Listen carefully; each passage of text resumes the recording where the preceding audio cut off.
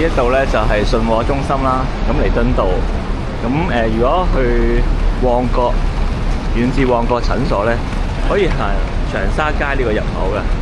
呢個豐頤中心咧有一個側邊嘅入口咧，係可以搭到2部 lift 嘅，喺呢個位豐頤中心。行入去咧就有2部 lift 嘅。咁如果喺呢個彌敦道入口咧，就係得1部 lift 嘅啫。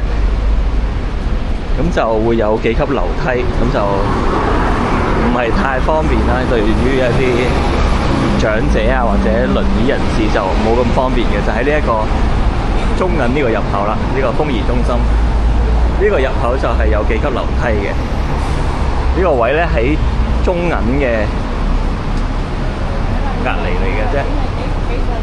係啦，咁就溫馨提示大家啦。如果想搭2部 lift 唔使等咁耐咧，就喺長沙街嗰個入口入去等 lift 咧就好啲。